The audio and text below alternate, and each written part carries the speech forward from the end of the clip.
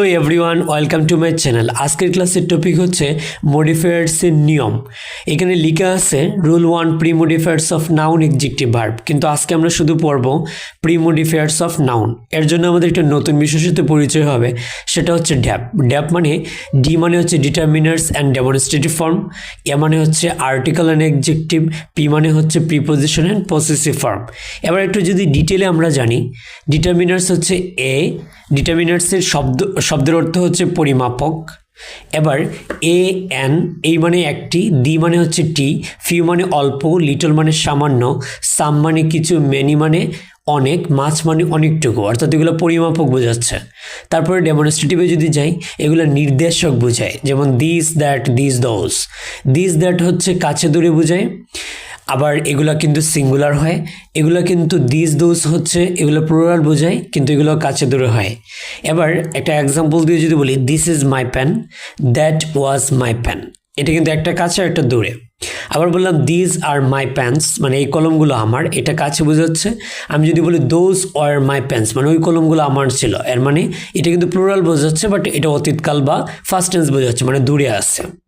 এবার হচ্ছে আমরা যদি এতে যাই, আর্টিকেল মানে এন দি, অ্যাডজেক্টিভ মানে সংজ্ঞা যদি দেখি, গুণ, দোষ, অবস্থা, সংখ্যা, পরিমাণ ইত্যাদি বোঝায়। আর পি মানে প্রিপোজিশন, কমনগুলা, আরও অনেকগুলো প্রিপোজিশন আছে আমরা জানি। তারপর হচ্ছে পসেসিভ ফর্ম, মানে হচ্ছে পসেসিভ মানে হচ্ছে অধিকার বোঝায়, যেমন my, your, his, her, their, our, its, এগুলো হচ্ছে পসেসিভ ফর্ম। কিভাবে? মাই মানে আমার, ইয়োর মানে তোমার, হিজ মানে তার, দেয়ার মানে তাদের, আওয়ার মানে আমাদের, ইটস মানে এটির, এভাবে অধিকার বোঝায়। এবার এগুলোর ক্ষেত্রে আমরা ড্যাপ দিয়ে আসলে কি করব? একটা ড্যাপ ধরে আমরা একটা নাউনকে মডিফাই করব। যদি দেখা যায় নাউনকে মডিফাই করতে আমরা কোনো কিছু নিয়ে আসতে না পারি, তখন ড্যাপের কাছে যাব। অথবা আমরা যদি কোনো কিছু নিয়ে আসে, তাহলে ড্যাপে সেটা আছে কিনা সেটা আমাদের প্রমাণ করতে হবে। এতে কিন্তু আমাদের প্রি মডিফাই নাউন হয়ে যাবে। যেমন নিচে একটা এক্সাম্পল যদি দেখি, dash students are responsible for this misconduct, মানে ছাত্রছাত্রীরা হয় দায়ী এই খারাপ ব্যবহারের জন্যে।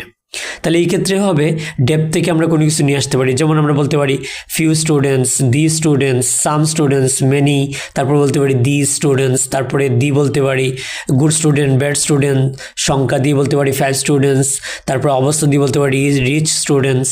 আমরা পজিটিভ ফর্ম সবগুলো ব্যবহার করতে পারি, my, your students, his students. So এগুলো ব্যবহার করে আমরা এই স্টুডেন্টসটাকে মডিফাই করতে পারি। এক্ষেত্রে আমার মাথার ধরে হঠাৎ করে এটা আসতে পারে যে গুড স্টুডেন্টস, তাহলে আমরা তখন খেয়াল করবো যে গুড স্টুডেন্টস কীভাবে হলো, কারণ এখানে কিন্তু গুড স্টুডেন্ট মানে অ্যাডজেক্টিভকে বোঝাচ্ছে। সো এইভাবে নিয়ে আসা যাবে, আর না হয় প্রমাণ করা যাবে যে ওইখানে আমি যা বলছে তা